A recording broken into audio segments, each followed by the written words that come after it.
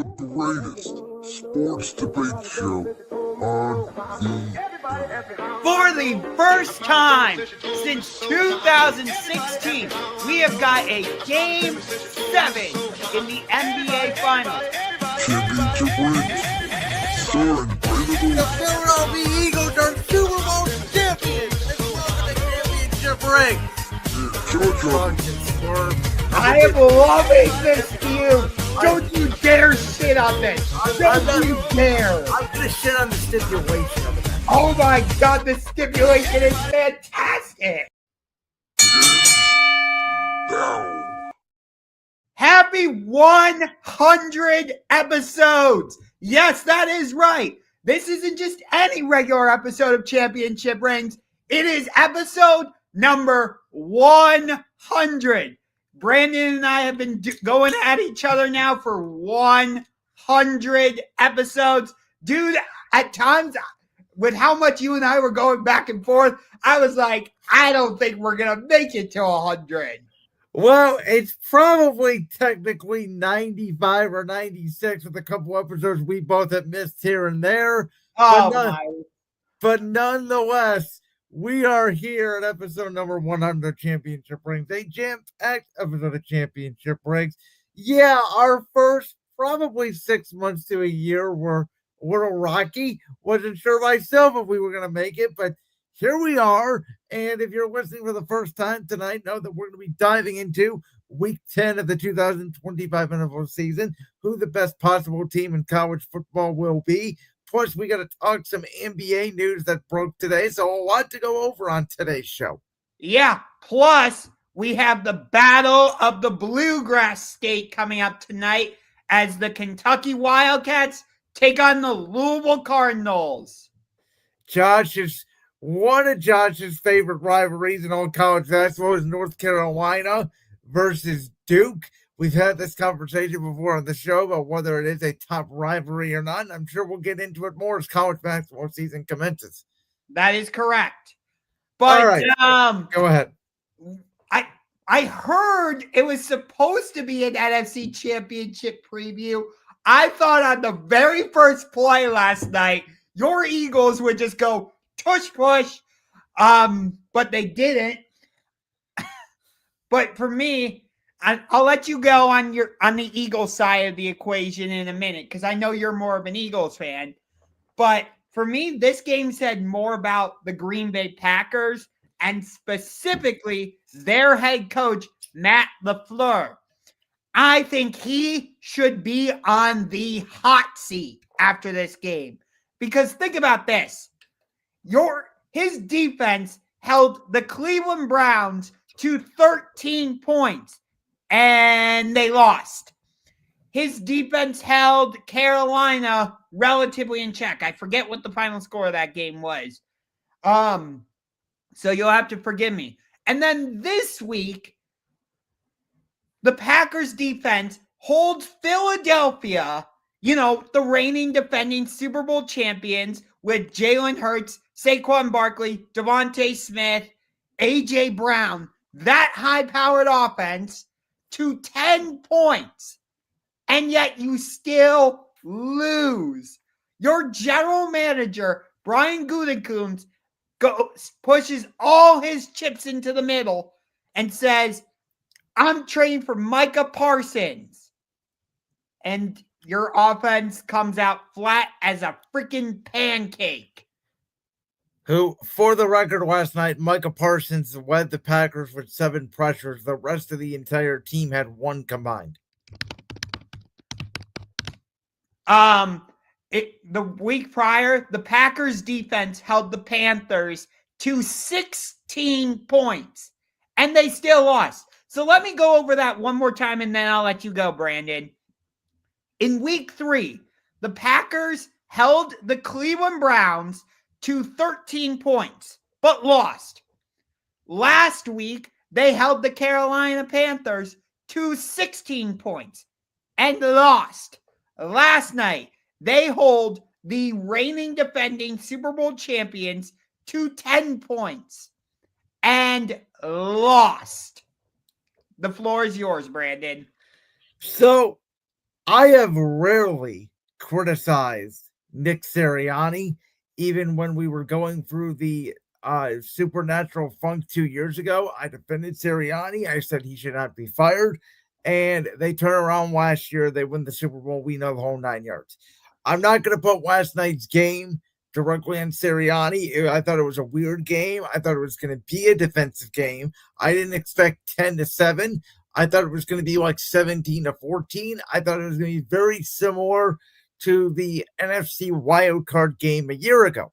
What I do want to talk about, and what I will put on the head of Nick Sirianni, is this. Josh, I have no earthly idea in the world of God's green name why on 4th and 6 from about the Green Bay 41-ish yard line, my Philadelphia Eagles decided to go for it, throw a ball up to A.J. Brown. That ball lands incomplete, and you give the Green Bay Packers the ball back with a chance to get in field goal range when your defense had been playing out of its world.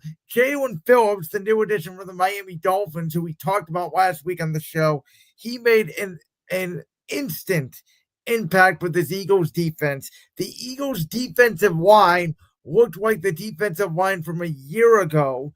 Jalen Hurts did not play his best, though he made a few key throws when he had to, including the touchdown to Devontae Smith. I did feel like the fumble in the first quarter by Jalen Hurts and a great peanut punch by the Green Bay defense took all momentum out of the Eagles offense until the second half. And despite that, all anybody wants to talk about today is how that game was in hand and Nick Sirianni single-handedly almost blew it. Well, you're lucky that the Packers kicker is Brandon McManus, and he completely screwed up the potential game time. I thought that last kick was partially blocked. That's my opinion. I don't think you can miss a kick that bad because it had no chance. It looked like the way it was spinning. It looked like somebody in the Eagles special teams unit may have got a hand on it. Nonetheless, the whole end of the game situation was weird because they brought out for a 64-yard field goal. He got a practice kick way after the timeout was called. Then Green Bay brought back out the offense. They throw a quick out route for no yards, and then they bring him back out. Yeah. The whole sequence was weird. The whole game was weird. I will say, for a 10-7 game, I don't get the argument that it was a very boring game. I thought it was actually a pretty entertaining game for a 10-7 game. There was a lot of action in between the 50s. Just nobody, once they got past the 50, could put the ball in the end zone. Oh, I agree. It was definitely a entertaining game. I mean, it was a lot. Let me put it to you this way. That 10-7 game was a lot more entertaining than the 10-7 game we got on Thursday Night Football. Yes. That 10-7 game was way more entertaining than the 13-3 game we got between the Patriots and Rams in Super Bowl 53. I can tell you that. So, I mean, listen, the Eagles have been obviously a weird team this year. They're coming out their bye, but they still have control of their own destiny for the number 1 seed. And it'll be very interesting. We'll get to the game later in the show with the Lions. Dan Campbell's taking over play calling now. I don't know what that says about the Lions going forward. We'll talk about it. But the NFL is hard. As the Chiefs last year, how many one-possession games they won at the buzzer, and they just kept on winning.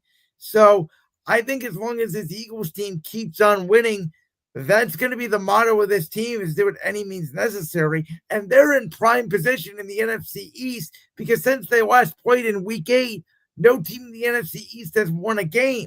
Whereas for the Packers, they're in danger of being, at best, 3rd place in the division. Yeah. To finish off your point on the Eagles super quick, the last time we had a repeat division champion in the NFC East was, I think, 2004 when your Eagles It was did the 2004 Eagles who won it in 2001, 2002, 2003, and 2004. All of those teams went to the NFC Championship game, and 3 of those teams did not make the Super Bowl. So, and ever since then, we haven't had a repeat NFC East champion, but given the state of the division, I think your Eagles are going to break that streak. But again, not to diminish the Eagles, but I think the Packers side of this is far more interesting. Well, here's a question I have for you, though. How much are we going to put on LaFleur? How much do you think it's on Jordan Love, who I thought could have been an MVP candidate coming into the year, and he has not played like it? And the other thing is, how much are we going to put on? Is this just because Tucker Kraft is now out for the year? Matthew Golden did not play last night. Romeo Dobbs leaves the game early in the fourth quarter with a chest injury. Is it that? Is it injuries? Is it scheme? I don't know what it is. So, if you remember, and I'm going to keep bringing this up, we both had the Packers reaching the Super Bowl. I have them beating the Baltimore Ravens. You have them losing to the Buffalo Bills. I'm going to keep harping on that. And we both had the Packers. I think you had the Packers finishing as the 2 seed. I had them as the 1 seed, if I'm not mistaken. That is correct. Okay. And yet here they are sitting in third place in the NFC North, not just behind the Detroit Lions, but also behind the Chicago Bears. Which that really says something to me. But yeah, it seems like Matt LaFleur doesn't want to give Jordan Love the chance to be a risk-taking quarterback. It's kind of interesting when you look at the philosophies of these two head coaches in terms of their quarterbacks, where it's almost like Nick Sirianni and Kevin Patullo for Philadelphia don't want Jalen Hurts to be a risk taker. And yet I would say that's the type of quarterback he is. I disagree with you, because if you look at the numbers, Jalen Hurts throws 25 times or less and doesn't turn the football over, the Eagles are almost undefeated. Okay. No, I not. That's fair. And then with the Packers, I almost want to say the same thing. I think it's the opposite. I think that Jordan Love wants to be a risk taker. Yes, that's how I meant. That's how I meant to say it. And LaFleur is not wanting him to be a risk taker. Where I think Jalen's personality is actually, I'm going to do what's best for the team. I'll throw for 300 yards or I'll throw for 50. I don't care. I thank you for saying that. That's how I meant to say it, where Jordan Love wants to be the risk taker. Jalen Hurts, he can be, but he doesn't necessarily want to. I appreciate you saying that because I just said it wrong originally. No, I completely agree. But we do got to move on and talk about a coach that was fired in the Big Apple after blowing a 17-7 lead. I had the Bears bet in this game, and I thought my bet was in trouble because it was minus 3.5. And all of a sudden, Jackson Dart goes down from a knee to the head, and Russell Wilson comes in, and it's the end of the Giants as we know it, and it's the end of the Brian Daboll era as we know it. Yes. What? I think the Giants, if I'm not mistaken, have blown 4 double-digit leads this season. 4 of them. For sure, Chicago and Denver. I don't know the other two. Maybe Dallas. I think Dallas was one of them in week 2. Yeah, they had a 23 lead. I think you're right. There was one more that I think you're right on that I can't recall at the top of my head. But it's not just the 4 double-digit blown leads for me. It's the fact that Jackson Dart, after being evaluated for concussion, that was his 4th time being evaluated for a concussion this season. He's got to learn how to slide. I mean, that's coaching, but also I'm not going to put that on Daboll because some guys like Robert Griffin III just don't learn how to slide. And that's totally fair. I understand your point there. But for me, it's more about Daboll. You got it. If it's your quarterback's instinctiveness or instinct rather to just run like a bull through a china shop. Well, also he has no choice because he does not have Malik Neighbors. He does not have Cam Scatterbo. Nobody else in that offense at this point in time now is a playmaker. I said when Cam Scatterbo went down, I said, that's it. Their season's over. They're not going to win another game. They might win one because they don't have any more playmakers. And Dart is literally their only playmaker that they have. So he's thinking to himself, I got to get every single possible yard I can because one, my defense is not the defense of Denver or the Rams or Philly or Kansas City where they're not getting consistent stops. So I got to go make a play. Okay. Did you hear what Dan Orlovsky said during Monday Night Countdown yesterday? I did not know. He said that if he were the New York Giants, depending on what happens in Cleveland, I would go after Kevin Stefanski. Now that's interesting. Here's the name I was going to bring up for the Giants, and it's the same name I brought up for the Browns a couple times that I don't know if anybody's brought up yet. Obviously, the name out there that I'm not going to bring up, but that people have brought up is Lane Kiffin. And I don't think it's going to be Lane Kiffin because I don't think Lane Kiffin would leave for the NFL. I think if anything, if Lane Kiffin is leaving Ole Miss, I think he'd leave for Baton Rouge. So the name that I think the Giants should go out and hire is a man who, back in the day for this team, when their head coach was Bill Parcells and they won 2 Super Bowls as their defensive coordinator, is the current head coach at North Carolina. And his name obviously is Bill Belichick. I think if you convince Bill to work with Joe Shane, Bill has a lot of respect for the Giants organization.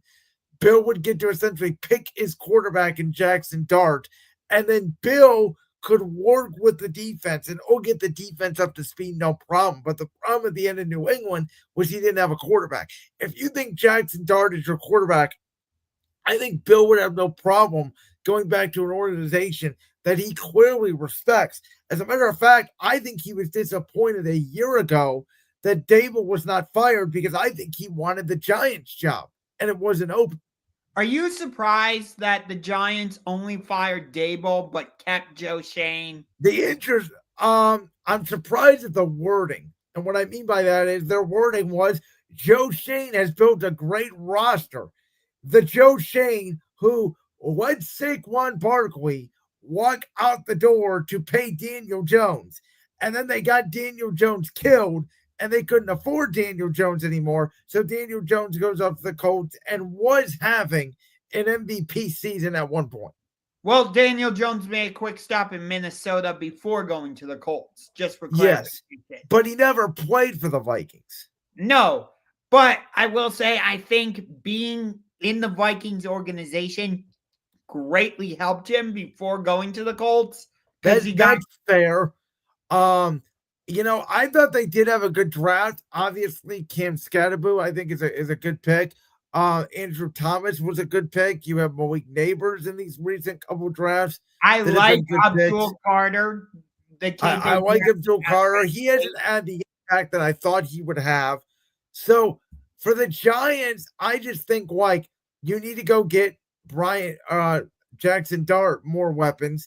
I don't think Daboll was the problem. I think Daboll can actually coach, and I think there is a landing spot for Brian Daboll if he wants it potentially that could open up. It would not surprise me if he ends up being an offensive coordinator again somewhere. Well, I'll tell you this. I will not be surprised next year if Brian Daboll is coaching a certain NFL team. Okay. Interesting. But, you look at the Giants and overall, I like their defense with Abdul Carter. Brian Burns is there. Kayvon Thibodeau. they can get after the quarterback.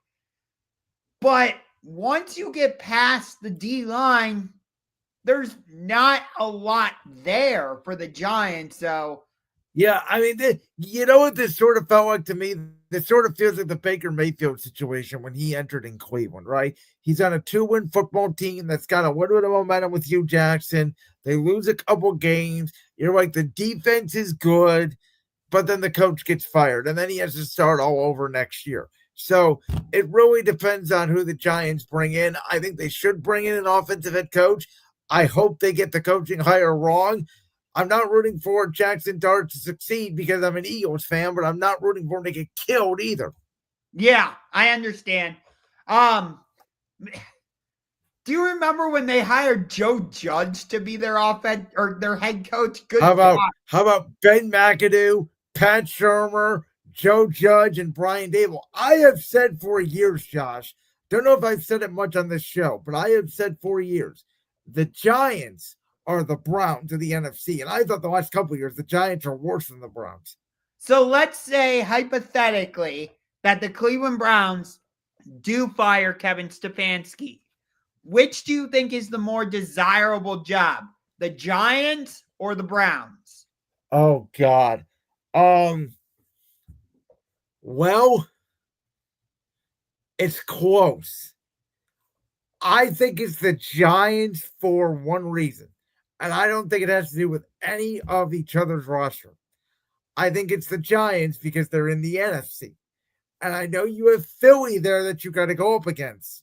But in the AFC, you got to go up against Mahomes, Allen, Herbert, Lamar, Joe Burrow when he's healthy, etc. In the NFC, yes, there's Matthew Stafford, but he's getting older. Yes, there's Jalen Hurts in that Eagles roster, but even as an Eagles fan, I don't think they're going to be the Chiefs. I don't think that they're going to make the Super Bowl every single year. Yeah, you got the Lions, but Goff is also an older quarterback. There are, I think, more questions in the NFC than there are in the AFC, even though I think the NFC at the top, at least this year, is stronger. Yeah, I would tend to agree with you. But it's not for the reason you mentioned, though I don't disagree with your reasoning about the NFC being like the weaker conference compared to the AFC. I think this year it's actually stronger, but if I'm looking at a job, I think I'd rather take my chances in the NFC than the AFC when it comes to the playoffs. So when I say the NFC is the weaker conference, I mean in terms of specifically quarterbacks. Because you mentioned it, in the AFC, you got Mahomes. At the top, yes. I think the NFC actually has more talent at the bottom than the AFC. That part I agree with you. But the reason I would go with the Giants instead of the Browns is because the Giants are a family-run organization with the Maras and I believe the Tishes, if I'm not mistaken. I think you're right on that. Whereas I don't trust Jimmy Haslam to run the Browns. No way. Think about some of the moves the Browns have made. It feels like it's Jimmy Haslam trading Baker, trading for number 4, drafting Shador. It all smells like Jimmy Haslam. And that the Browns organization just reeks of instability. All right, Josh, we may not agree on this next topic. Are the Bills, after getting absolutely annihilated by the Miami, I mean, this thing wasn't even close. The Dolphins obliterated the Bills in their own building down in Miami. The question on the screen is, are they contenders or pretenders? And let me clarify for the audience before you go. What we mean by this is, are the Buffalo Bills still premier Super Bowl contenders? And the answer for that, well, here's the interesting thing. Buffalo had won 7 straight against Miami coming into this game, which includes a 31-21 victory back in week 3 on Thursday Night Football in Buffalo. The last time the Dolphins beat the Bills was in week 3 of the 2022 season in Miami. That was the game. It ended like 21-19 with the weird shadows and all that. Oh, yeah, that's right. But, I mean, Miami's always played Buffalo tough, though, even in Buffalo. That part is true, yes. But, and I said this to you, and I think this is part of the reason you put this question as a topic. If you take Josh Allen off of the Buffalo Bills, they're the same team as the Cleveland Browns in that regard. That's how valuable Josh Allen is to the Buffalo Bills. And I think at the trade deadline, it was telling that Brandon Beane admitted they wanted to trade within the division and get Jalen Waddle from the Miami Dolphins, and Buffalo offered a 2027 first. Sounds like Miami wanted the 2026 first. I'm shocked Miami even entertained it in the same division. But to me, the fact that Buffalo was trying to go out and get that wide receiver tells me that they feel like they don't have enough. And now this Dalton Kincaid injury is going to change things too if he's out for a significant amount of time. And with all that being said, I believe the Buffalo Bills window is closed. Wow, wait, you're not saying it's closing. You are saying currently today they have no shot to win the Super Bowl. It's closed. Closed. I think they are pretenders. And the old empire is back. Not only do I think the New England Patriots are going to win that division, but the road to Super Bowl 60 at Levi Stadium in Santa Clara, California, is going to run through Gillette Stadium in Foxborough, Massachusetts. Yeah, I mean, right now, I'm being completely honest with you. If you were to tell me right now what the AFC Championship game is going to be, I think most people would probably tell you it's going to be Kansas City going to New England. Yes. So for me, because the Buffalo Bills didn't do anything at the trade deadline, and given how much they depend on Josh Allen to be Superman, I have to say they're pretenders. So here's where I'm at on this. History usually tells us that quarterbacks in their first or second year without a great roster around them, because I still don't think New England's roster is great. Let me clarify that. I think they are a year ahead of schedule. I think that there are holes in that roster still, particularly on the offensive line and at the skill position group. Receiver and tight end. I like Hunter Henry, but I don't think he's a world beater. I do think Travion Henderson finally breaking out and me leaving him on the bench in fantasy football this week. That's how I felt leaving Matthew Stafford on the bench in favor of Jalen Hurts. Yeah. So I think that breakout helps them. I think that was a very impressive win. Going down to Tampa, I was so impressed. Even though the Bucs are banged up, I thought Todd Bowles and that blitzing style would get after Drake May. I thought New England would struggle on the road. Here's my one concern with New England coming this hold on. offseason. Let me see if it's the same concern I have about them. Okay. That is, do you know Drake May leads the league in sacks this year? Okay, so it's not the same concern. Okay. That's my concern, is I think Drake May is going to end up getting hurt. They do not protect him. He's putting up great numbers, and they do this great job in the second half of really adjusting, and Drake's been great in the completion percentage department. But him and Justin Herbert are getting hit more than Cam Ward. I didn't think that was possible with how much Cam Ward was getting hit. So I agree with you, but my concern is the fact that Stephon Diggs is only on a 1-year contract. So if they don't re-sign Stephon Diggs, where are they going to find another top target for Drake May? It's called the draft. We know we're gonna make Buka this year. They found him at what, pick 18? Yeah.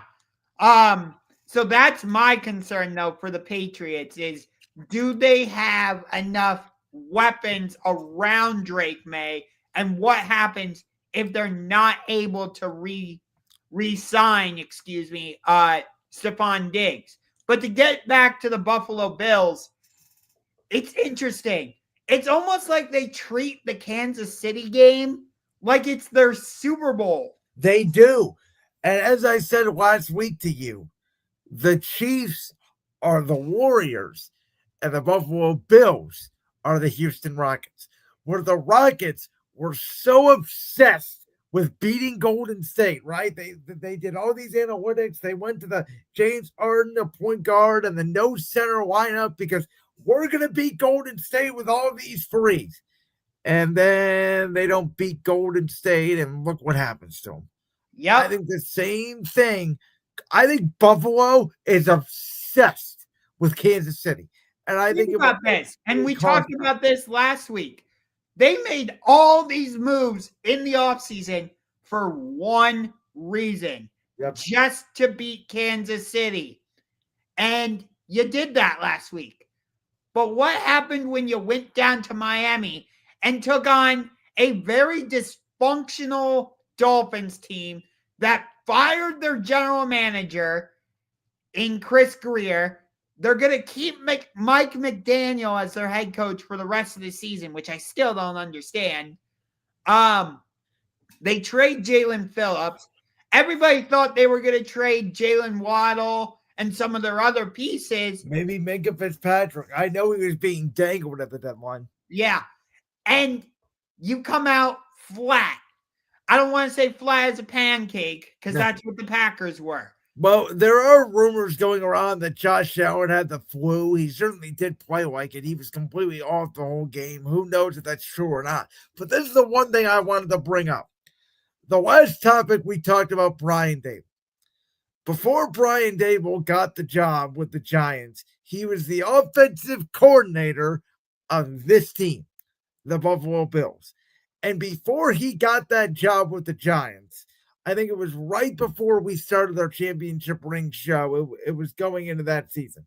And I had said, if I was the Bills at that point in time, I would not have let Daboll left the building. I would have actually let Sean McDermott go, and I would have promoted Brian Daboll to the head coach of the Buffalo Bills. I like Sean McDermott. I think he's a very good coach. I think he's a great culture setter. If the Browns were to fire Kevin Stefanski and McDermott came here, I would absolutely love it. The problem is, I think Sean McDermott is sort of like a Mark Jackson or a J.B. Bickerstaff of the NFL, which is where he can get you wins. You can win divisions. You can be a really good team. But he's just not the guy that's going to get you over the top into the promised land. And I think it's very interesting if Daboll's job is available and Buffalo does flame out early in these playoffs, is Josh Allen going to say, go get me that guy? I hadn't even thought about that as a possibility. But it's so interesting when you look at the state of the AFC. You got the Patriots, the Broncos, and the Colts as the top three in the AFC. Just like we all predicted coming into the year. Yes. And I think Baltimore is a freight train coming right down the tracks. They're going to destroy the Browns on Sunday. Lamar is going to have a field day. Don't be so sure. I am not going to be at that game on Sunday. Due to personal reasons, I will not be going to any more Cleveland Browns games this season, and we'll see moving forward. But I'm not going to speak any more on that. That is personal to me. But you got the Steelers faltering. Baltimore's coming. And you got the Chargers and the Chiefs along with the Broncos. And I thought Houston was dead and buried, but now they're back at 500. A 19-point comeback in the fourth quarter by Davis Mills. Yes. So is there a possibility where somehow, some way, the Buffalo Bills miss the playoffs? If they lose to Tampa this week, it's a possibility. Which I know the Buccaneers are banged up, but I wouldn't put it past Baker Mayfield to pull off a road win in Buffalo. No way. Let's go to a big NFC matchup, though, between the Seattle Seahawks, who I this year predicted would win 6 games. They've won 7 already. They are 7-2. The Los Angeles Rams with Matthew Stafford, who, remember, in our NFL prediction show, we both said, is Matthew Stafford even going to be healthy this year? And yet here he is playing at an MVP level. And these teams, Josh, you have been saying for the past couple of weeks, Lions-Bucks is going to be the battle for the number 1 seed in the NFC. Before the year, you said Packers-Eagles is going to be the battle for the number 1 seed in the NFC. Are we saying that about this game now between the Seahawks and the Rams? Here's the only asterisk I would put on that is the Eagles already beat the Rams back in week 3 in Philly. So the Eagles have the head-to-head tiebreaker over the Rams. Whereas if Seattle wins, I don't know what the tiebreaker would be between those two. So you're saying I should theoretically be rooting for the Rams? Yes. I'm interested to see. Seattle is a young team. They're flying around. They just completely decimated Arizona. That game was over in legitimately 5 minutes, and I'm not joking. That defense, can I speak on that for a second? Go ahead. Mike McDonald has turned this defense into the second version of the Legion of Boom. Like, this DeMarcus Lawrence leaves Dallas and goes, you want to see me get a strip sack? You want to see me do it again? This defense is just flying around. They hit you hard. If you're not ready, they will just blow you away. And then I want them to run the ball more with Walker and Charbonnet. Like I told you, I think Rashid Shaheed was the most impactful move of the trade deadline because now defenses can't rotate their coverage towards Jackson Smith and Jigba. You have to worry about Shaheed on the other side.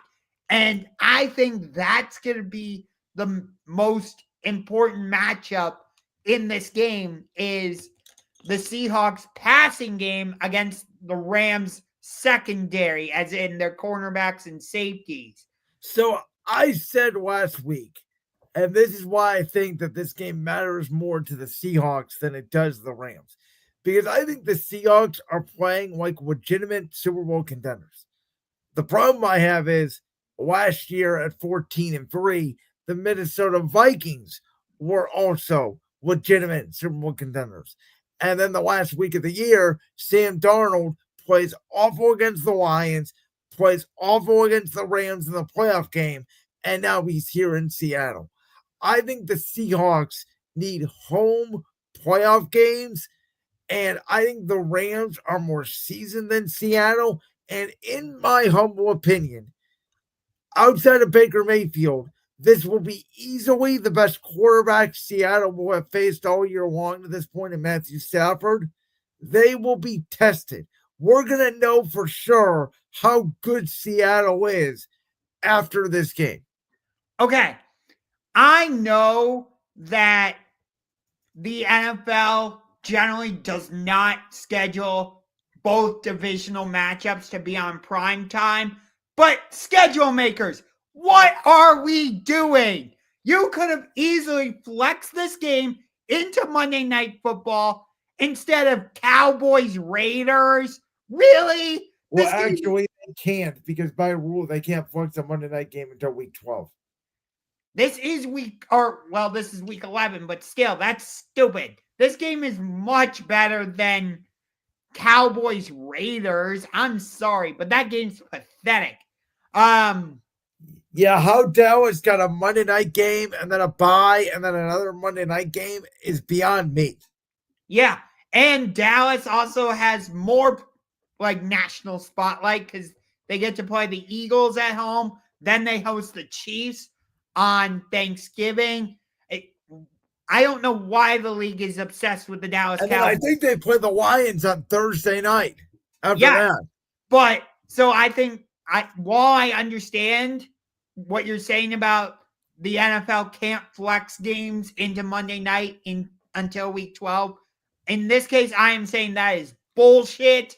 This game should be flexed into Monday Night Football. It is potentially for the number 1 seed. These two teams are so evenly matched, in my opinion.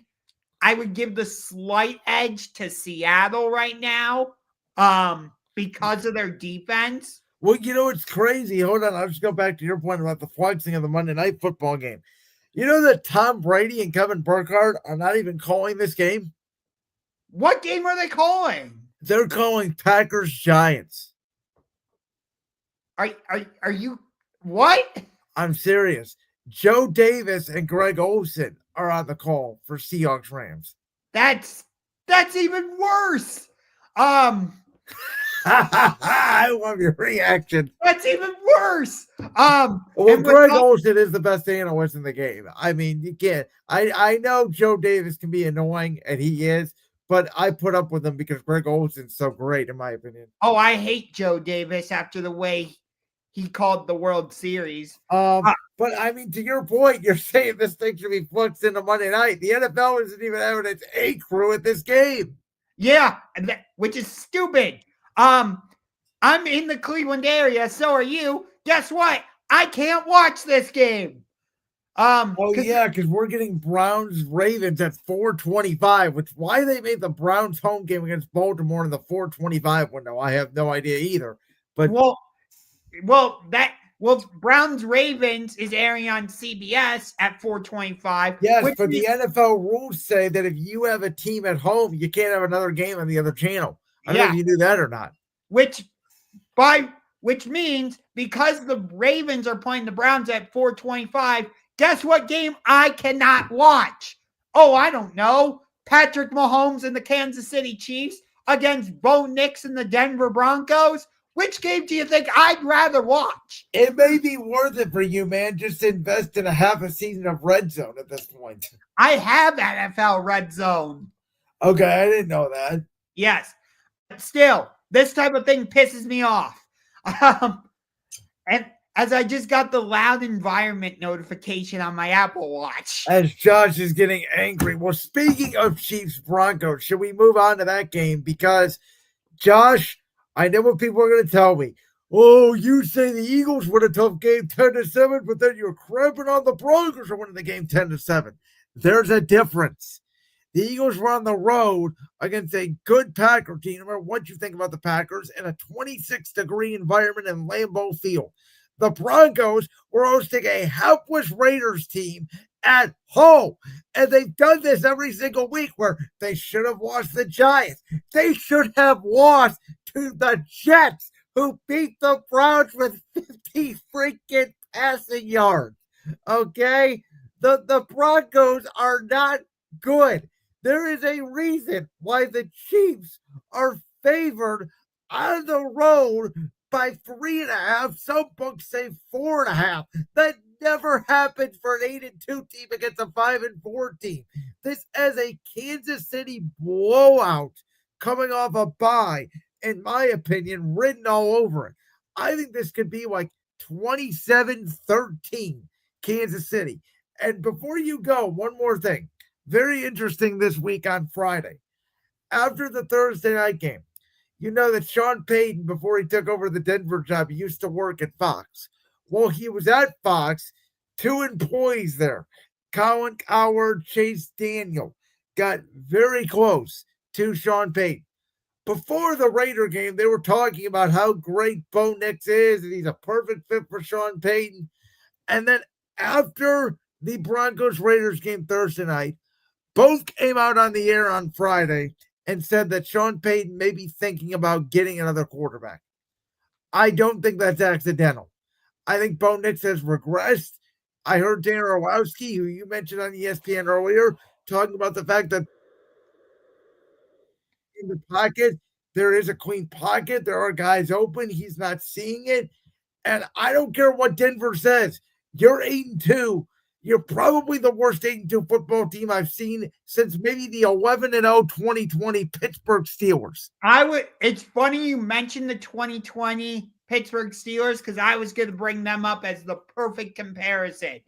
And it's ironic that I'm the one saying that because I predicted the Broncos to win the AFC West when we did the prediction special. And here's the funny thing. If they somehow win this game, you're right, because they're going to win the division. Yeah. But that being said, I still think this game is more important for Denver because you have Kansas City, who is a veteran group. Patrick Mahomes has never been eliminated prior to the AFC Championship. He's a 3-time Super Bowl champion, 3-time Super Bowl MVP. So he knows how to win these types of games. And on top of that, I don't think the Broncos are going to have Patrick Surtain because he's on IR, if I'm not mistaken. Yep, you're right. Which, in my opinion, that's a little bit of the Chiefs' dark magic coming back into play for whatever it's worth. But with Patrick Surtain out, he's really the captain of this Broncos defense. And yet they did play well against the Raiders on Thursday, but there's only so much the defense can do before they just get tired and whatnot. And your offense is going to have to step up. And that's the other thing that I think was the difference between Philly's 10-7 win and Denver's 10-7 win was the Eagles' offense was mostly sustaining drives. They'd get a couple first downs.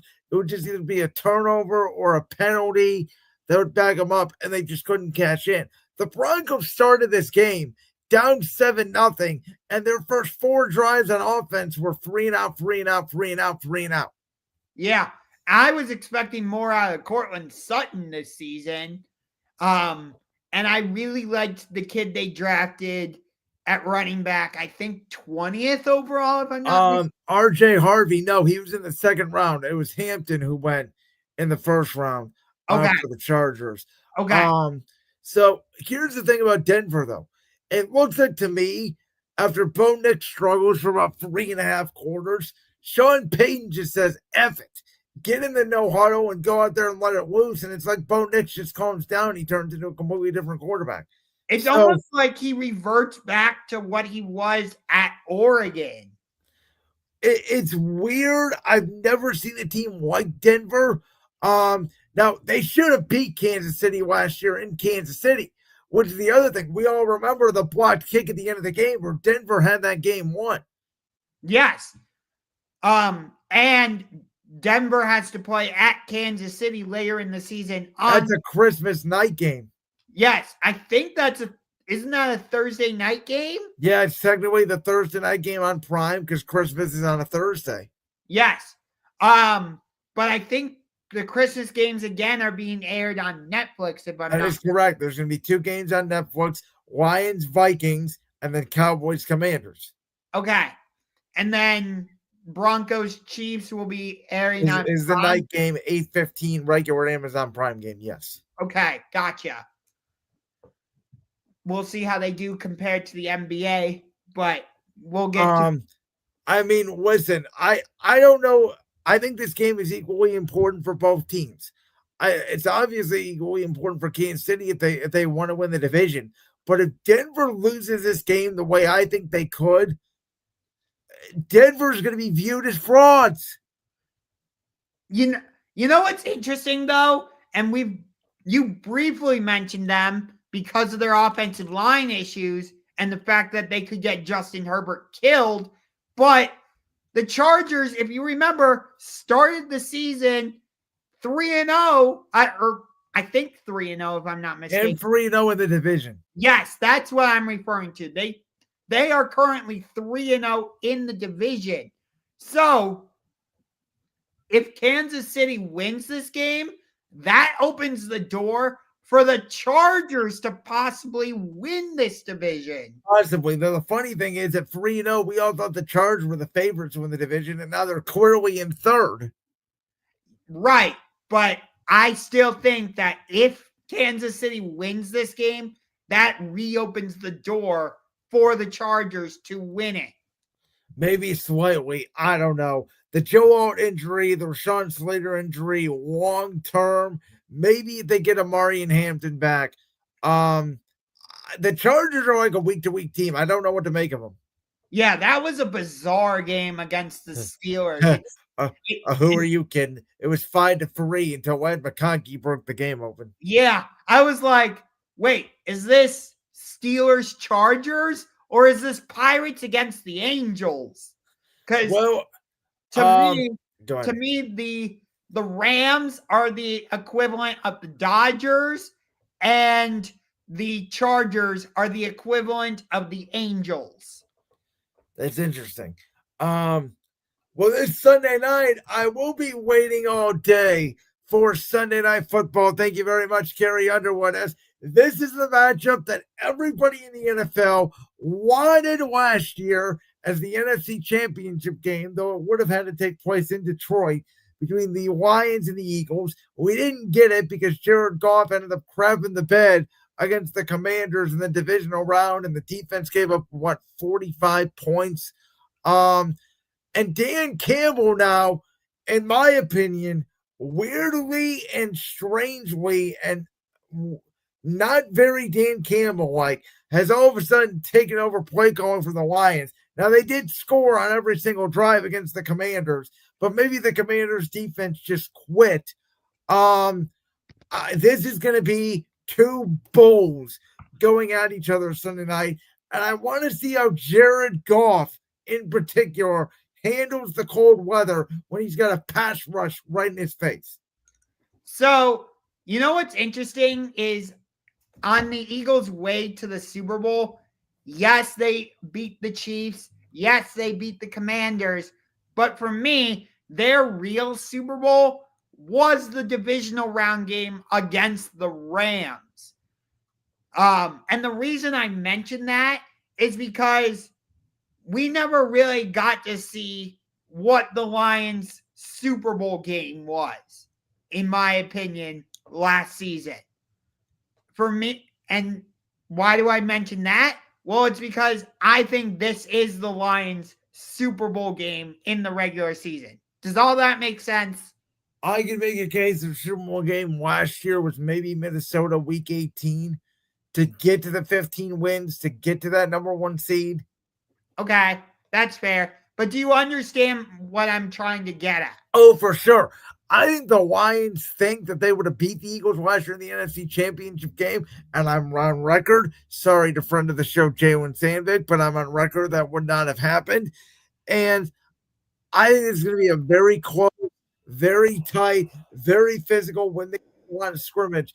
My Eagles defensive line, if they played like that, the way they did against Green Bay, that's how we're going to beat the Lions. It's going to be really interesting to see the chess match between Dan Campbell and Nick Sirianni. By the way, I looked it up. Lions offensive coordinator is John Morton.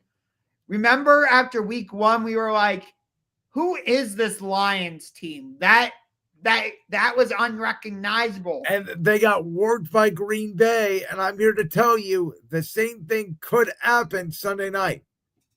And yet, after that Green Bay game, we were praising John Morton, especially after that Chicago game where they put up 50. Well, I said that was a bounce back game for that. I think the game that woke everybody up was the Ravens game. That part is true, yes.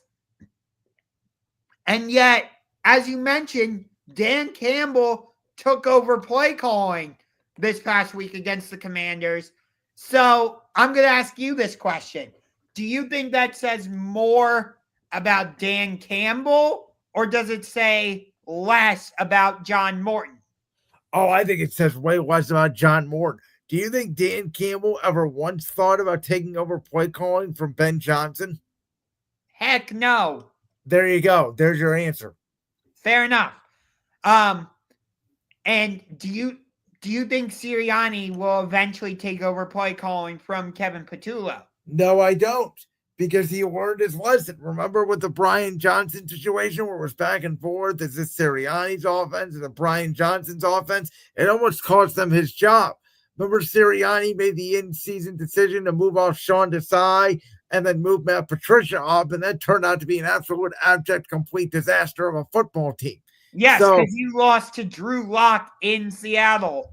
Yeah, that was still one of the worst football memories of my entire life. You're welcome. But so no, I don't think Nick will do that. And I don't necessarily think Kevin Patullo is the best play caller in the world. I don't think he's no Kellen Moore, but I think there's guys way worse than him. Mainly a guy in Cleveland known as Kevin Stefanski. And a guy in Cleveland known as Tommy Rees. I don't think they know what the hell they're doing. And so I don't think Kevin Patullo is the worst guy in the world.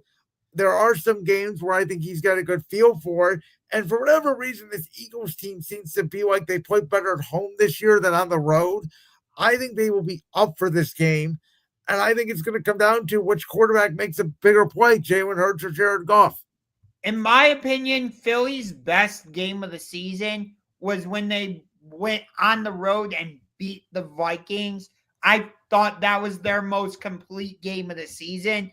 I know others would argue that their more complete game was when they hosted the Giants. But to me, when I look back at that Vikings game, that looked more like the Eagles we've come to know over the past. That was the game that A.J. Brown and Devontae Smith both went crazy. The defense played better in the Giants game. And again, I think the defense has played well. I think it's going to come down to can they get pressure on Jared Goff, because we know what Jared Goff turns into if you can get pressure on him. These are the two best offensive lines in football. I think the Eagles' offensive line, I got scared last night when Lane Johnson went down. I thought his season was over. And then he ends up coming back into the game. The thing for this Eagles team is going to be, can they get Cam Jurgens back at center? Because he still wasn't back off the bye. That, to me, is the most concerning part of the offense. For me, this game comes down to Sonic and Knuckles against Saquon Barkley. I think that's the matchup that will decide this game. I'd like to see the Eagles use other running backs, not be so Saquon dependent, not trying to take anything away from Saquon. Well, they're starting to use Bigsby and Will Shipley. I know they want to take some of the load off Saquon, so you're not wrong there. Right. But you know Detroit has a very well-established dynamic duo in Sonic and Knuckles, David Montgomery and Jahmyr Gibbs. And again, we know Philadelphia is primarily going to use Saquon.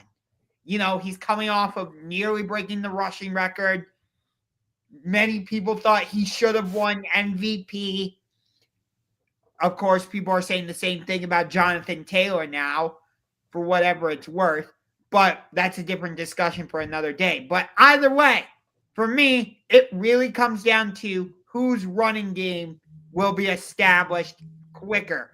Because if Detroit is able to go in and on that first drive, just run it right down Philadelphia's throat. Granted, I get that the Eagles can make changes defensively, but if the Lions I 100% agree with you. Okay. Like, do I think Jamison Williams and Amon-Ra St. Brown and Sam Laporta are going to play a factor for Detroit? Yes. Do I think A.J. Brown, Devontae, and Dallas Goedert are going to make an impact for Philadelphia? I think so. I don't know. Because the Eagles' passing game is just so bizarre. So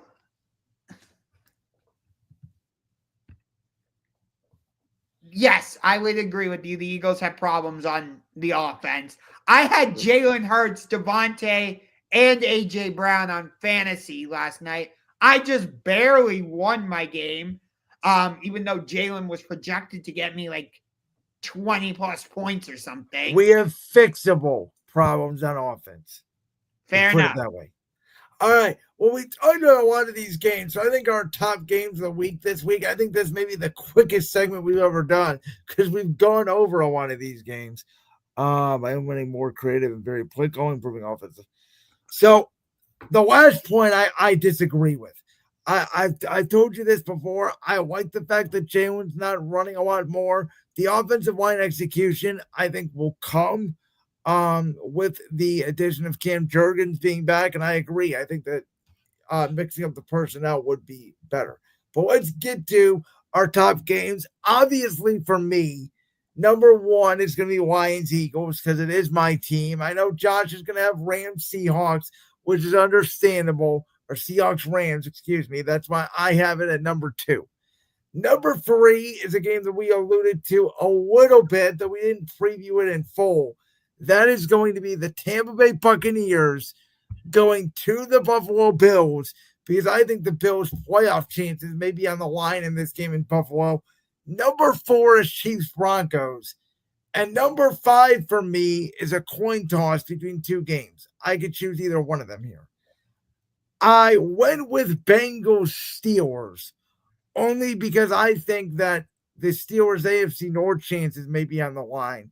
The other game I was thinking about was Bears Vikings, but I think Steelers Bengals may mean more because I think there's only going to be one team getting out of the AFC North and not two. Okay. So number one for me, you are correct. It is Seahawks Rams. We already talked about it. No need to go into it any further. Number two for me, Lions Eagles. Again, we already talked about it. No need to go into it any further. Number three, I thought you might have this game on your list. I'm curious to see how the Jacksonville Jaguars bounce back after that big collapse against the Houston Texans. You got the LA Chargers coming off of a Sunday night win against the Steelers, having to fly across the country to take on the Jaguars. Side note, my two favorite players of all time played for these two teams. LaDainian Tomlinson, Pro Football Hall of Famer. He played for the San Diego Chargers, not the LA Chargers. I had his powder blue number 21. I don't know what happened to it. I can't find it anywhere. If I gave it away, that was a silly mistake, but he's my all-time favorite player. I just loved the way he ran the ball. And then my second favorite of all time is Maurice Jones-Drew for the Jaguars. Again, he was a bit of a smaller running back, but like LT, I really liked the way he ran the ball. And you can tell Josh grew up in Cleveland, Ohio as a Browns fan because he loves other running backs. Yes. So because the Chargers are playing the Jaguars, I had to put this game on my list because my two favorite players of all time, bar none, are their teams are playing each other. Though again, the Chargers should still be in San Diego, not in LA. Because I grew up knowing them as the San Diego Chargers with Phillip Rivers, Antonio Gates, LT, Keenan Allen, and some of the other greats. You know they're the only team to have numbers on the side of their helmets in the NFL, by the way? No, I did not know that. Yeah. So, long story short, Chargers Jaguars is number three for me. Number four is Chiefs Broncos. And then at number five, I also have Buccaneers Bills. This game would be higher on my list. The reason why I didn't include Chargers Jags, because I'm pretty done with Jacksonville. I don't know what to make of them. They're a weird team. I think Liam Cohen's pretty done with Trevor Lawrence too. Like, they're probably going to finish third in the AFC South. I don't really have much of a reason to care for them. I can't get a good read on them. Like, this will be a very good game. I think this could be the game of the 1 o'clock window. I just don't know what to make of it. My honorable mention would be the NFC South matchup between the Panthers and the Falcons. You called it last week. Remember? You said for the Panthers coming off of winning that game in Green Bay, having to come home, play a divisional matchup against the lowly New Orleans Saints. You said that could be a trap game. A lot of my buddies took the Panthers in survivor pools, and I told them don't do it. And I said, I think you're crazy, but hey, you were 100% right. I will give you credit. And all right. Go ahead. And I picked Atlanta to win the division, and yet here they are sitting at 3-6. You know, you have all these first-round picks, and no. So, not only that, they got blown out by Carolina 30-0. It's the only team Bryce Young ever plays well against, and the Falcons' season's on the line. Yes. So for me, it is an honorable mention. From the NFL to college football, because in my opinion, I'm just going to say this. It's been a very weird college football season. I think Gus Johnson had a heart attack on Saturday watching your Penn State Nifty Lions against Indiana and Mendoza, the touchdown pass the back of the end zone of the game. I still don't know what the hell he said. By the way, the top 25 rankings are coming out right now as we're speaking. Oh, are they? Do you have it on? Can we just bridge this topic? Can we do a live reaction? Yes, we can. Let's do it. So Miami is at number 15. I'll tell you them as they come out. Okay. So Miami is 15. They have not yet revealed number 14. They must still be talking about Miami or something.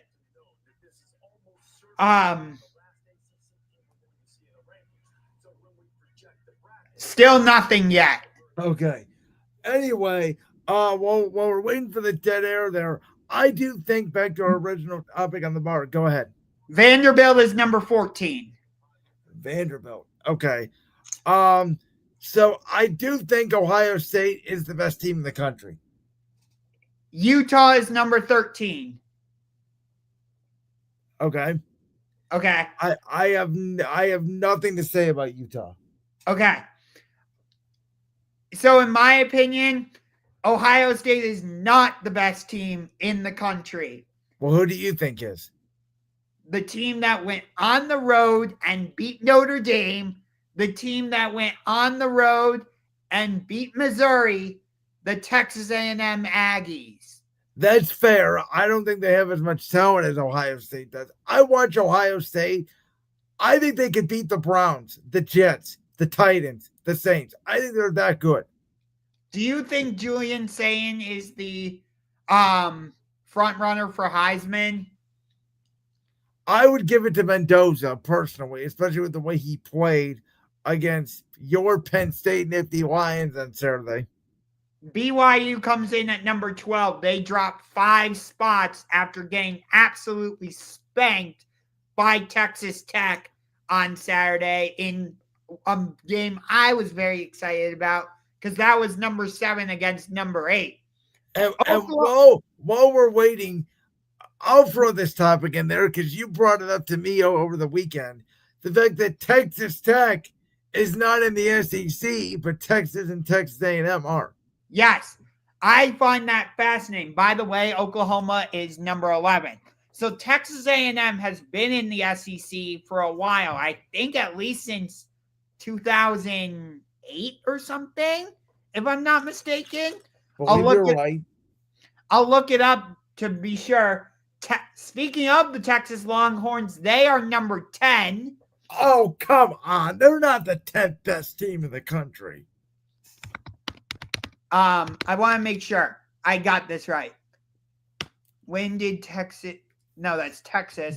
This is the week they played Georgia. They're going to lose to Georgia. Okay. Texas A&M officially joined the SEC in 2012. So I was off by 4 years. And Texas, of course, joined the SEC last season. And yet Texas Tech remains in the Big 12, which, for me, that's really interesting because you would think that with both of them in the SEC, Texas Tech would want to join them. Notre Dame is number 9.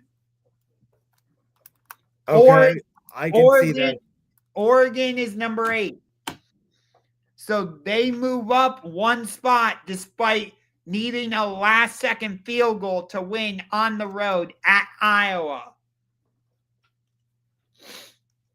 But yeah, they should have watched that game to Iowa. Ole Miss is number 7. Okay. So, but Texas Tech moves up 2 spots and they are now number 6. My guess is it's going to go Bama. I don't know who would be at 4. Texas A&M, Indiana, Ohio State. No, you would have Georgia and then. Oh, you're right. Georgia 5, Bama 4, Texas A&M, Indiana, Ohio State. Which is what it was last week. So that makes all the sense in the world.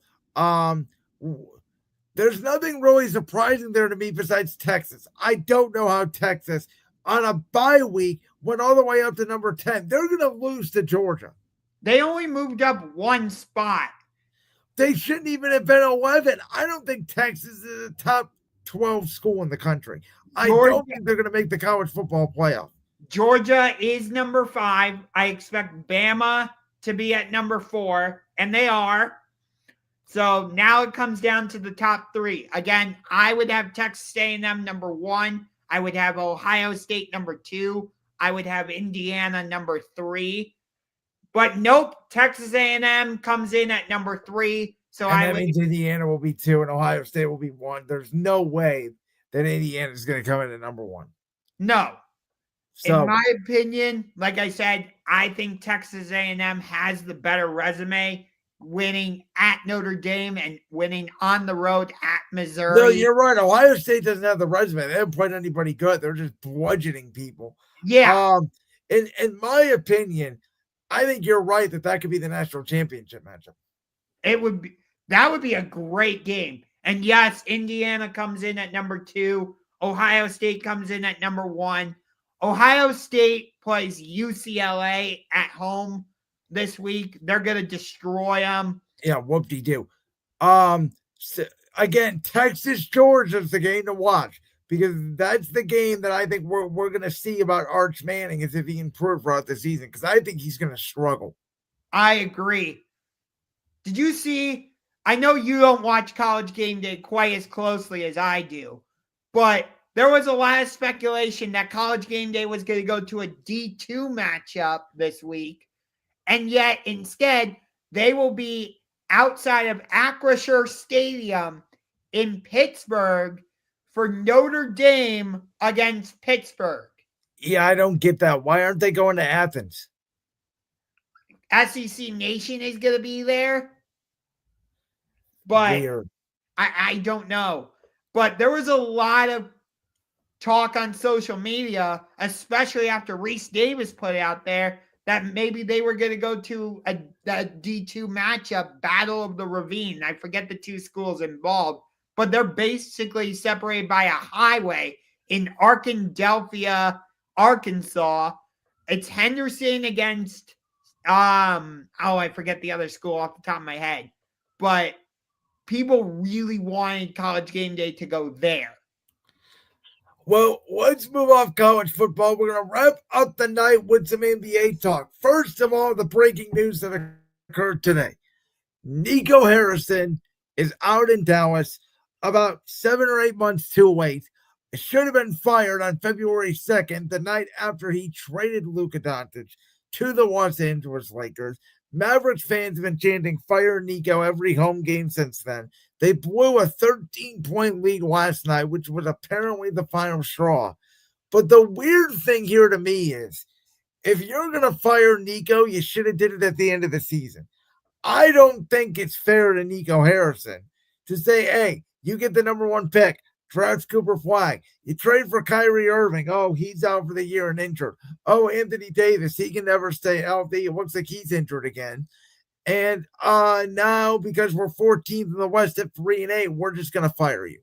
That, to me, I think Nico deserved to have his job fired after the Luka trade, but the timing of this, to me, is weird. It's like, oh, we're off to a bad start. We got to blame somebody. Let's blame the guy that traded Luka and let's finally fire him. Yeah, I think part of it is the Mavericks are seeing how well the Lakers are playing this season with Luka, even without LeBron James. Without LeBron, and Austin Reeves has been incredible. And that's a JJ Redick thing too, by the way. JJ Redick, when I first heard they hired him, I was like, what? I don't get this. It smelled of like a LeBron-esque move, and yet he's proven to be a legitimate head coach. I think the NBA is going to lean a lot more towards these Ben Johnson, because that's what JJ Redick sort of reminds me of, is that the NFL version of Ben Johnson. Young, offensive-minded, analytical. It's kind of what Joe Mazzulla is in Boston. And Jason Kidd is sort of the opposite old-school guy in Dallas. And they have mostly all bigs. So they tried playing Cooper Flag at point forward. It has not necessarily worked out. Now they're going to move Cooper Flag back to the small forward. We said it. Rookies don't have a big impact in the NBA. And I know I was a little bit higher on Dallas. I thought they could maybe be a playoff team. You did not see it.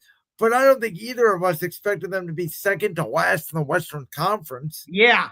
And I don't think it was just the fact that they blew a 13-point lead. Did you see the interaction? I think it was the Mavericks owner that he had with the Lakers fan on the sideline. No, I did not see that at all. So I'll try to find it for you, but it was like there was like an interaction with the Mavericks owner and a Lakers fan wearing a Luka jersey. And apparently the Mavericks owner was saying I'm going to do right by this for the fans and whatnot. Wow. And that's the new owner, by the way. That's obviously not Mark Cuban. You know what? How funny would it be if the Mavericks and Lakers made another deal and they traded Anthony Davis or Kyrie to the Lakers? By the way, Patrick Dumont is the Mavericks owner. Okay. Yeah, it just sucks for Mavs fans, man. Yeah. And this is only the start of the issues the Mavericks are happening, because they share the American Airlines Center with the Dallas Stars of the NHL. And those two are having legal issues about stuff with American Airlines Center. I don't know all the details, so I'm not going to try and get more into it. But those two are basically suing each other about who owns American Airlines Center and what they can do with it. It sounds like the Stars want to try and move out and build their own arena, but the Mavericks are holding them hostage. I think I have all the details right. I don't know, but that's the extent of it that I know. Sounds like the season of hell there in Dallas. But what it has not been the season of hell is the NBA ratings. Josh, this number, did you see the number? Because if not, I'll tell it to you. This number is astonishing. No, I did not see this. That according to the NBA, and this is a quick note here, national televised games. So that includes games on Amazon Prime, Peacock, ESPN, NBC, etc. They are up in ratings by a whopping 92% compared to last year. Now, what are the reasons for this?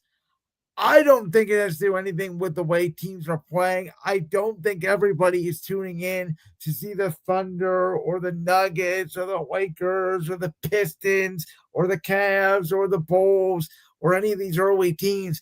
I think it all mostly has to do with the games are now accessible. They're on Amazon Prime. You can get them on streaming.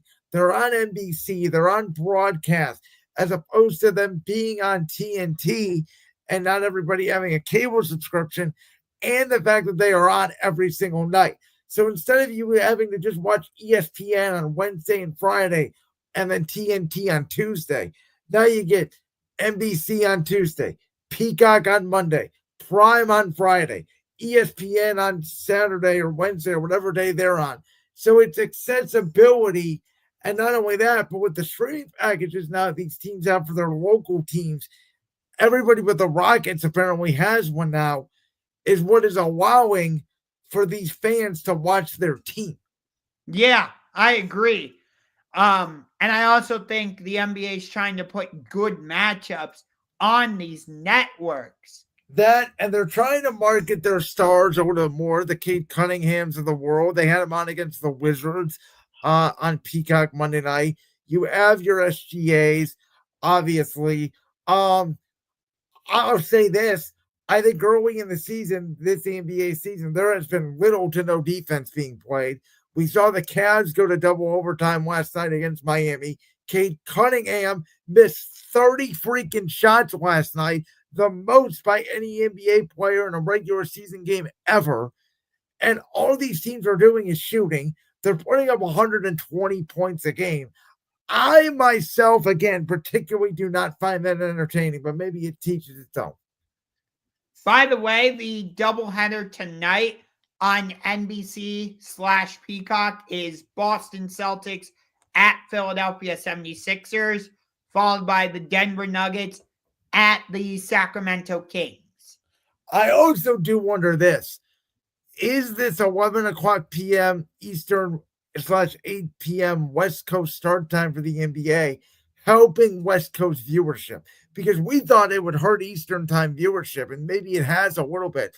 But that would be interesting data to see if this experiment by the NBA to start these games at 11 o'clock Eastern is actually helping because of the West Coast viewership. Right. But that means for us on the East Coast, games aren't ending till like 1 a.m. in weeks. And for those games are on Peacock always because our local news is on at 11. That is true. And by the way, the national game tomorrow on ESPN, Magic Knicks at 7, and then it'll be Lakers Thunder at 9:30. Obviously, Lakers Thunder is a good game. I don't know. I tell you this all the time, and I know you really don't understand why. I can't get in the NBA till Christmas. That's when the NBA really starts for me. No, I do understand why. Because you don't feel like that the first part of the regular season really matters. And you know what? I do get that. I think the NBA needs to cut the season down to 60 games or start the season later. You mean so they don't butt right up against the World Series? I think they need to come right up to the World Series, and as football is winding down, we can get right into basketball. I don't think anyone's really paying too much attention to basketball in late October and early November when it is football, NFL, and college football now, because I think college football is becoming the second highest viewed sport behind the NFL. And the World Series in baseball just got double what the NBA Finals got for Game 7, and we only had one U.S. team representing our rating system. I think part of that is Game 7 for the NBA Finals was Pacers Thunder, two small market teams. Whereas with Game 7 of the World Series, you had two very well-known franchises in the LA Dodgers and the Toronto Blue Jays.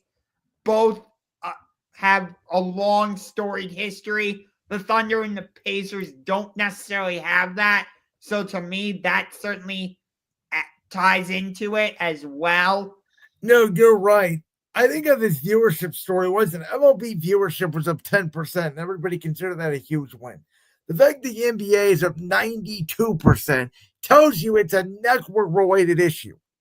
By the way, Pat Murphy just won Manager of the Year in the National League for the second straight year for the Milwaukee Brewers. Okay, and what did that get him? A sweep in the NLCS by the Los Angeles Dodgers. I'm interested to see if our Stephen Vogt potentially gets American League Manager of the Year. My guess is it'll go to Schneider or AJ Hinch, maybe, but I think Vogt certainly Hinch was not one of the nominees. It was Schneider for the Blue Jays, it was Stephen Vogt for the Guardians, and it was Dan Wilson for the Seattle Mariners. Oh, okay. Oh, that makes sense. I think it could go to Toronto and Seattle. But nonetheless, my vote would go to Dan Wilson because the Mariners haven't won the division since 2001, and they made it all the way to Game 7 of the NLCS. That's fair, but we are about out of time on episode 100. I can't believe it. We've hit triple digits of championship rings, an hour and 25 minutes into this show. Thank you so much for those of you that have been sticking with us the whole time. Been here since episode 1 on September 5th, 2023. For the host of Brandon's World, I'm Brandon Lewis. He is the host of the Sports Room Talk Show. He is Ungar to the max, Josh Ungar. And this has been Championship Rings, episode 100. And Josh, as always, my friend, you have the final words tonight. In about a half an hour from the KFC Yum Center in Louisville, Kentucky, it is the Battle of Kentucky as the Kentucky Wildcats take on the Louisville Cardinals. Unlike Duke, North Carolina, where they play each other twice a season, these two teams only play each other once because Kentucky is in the SEC, Louisville is in the ACC. By the way, there is a possibility Duke and North Carolina could meet a third time in the ACC tournament at some point. But this rivalry between Kentucky and Louisville hasn't really been relevant in quite a while, and that's because Louisville has been pretty bad. But this is now a top 12 matchup. Kentucky is number 9. Louisville is number 12. Louisville is favored coming into this game. I hope the rivalry comes back. Of course, Louisville won a national championship in 2013, but that was later vacated. And because of that massive scandal, it's felt like Louisville has been down in the dumps for a while. They are usually a powerhouse in March Madness along with Kentucky. So hopefully this is the reignition of the rivalry tonight. I am for sure going to watch it because it is Kentucky-Louisville. I don't miss these types of rivalries. Hell, I get North Carolina-Duke on my freaking birthday. Happy 29th to me. I think with that, that'll be a good way to close the show. We'll see you next week on episode 101 of Championship Rings. See ya. Go watch Kentucky.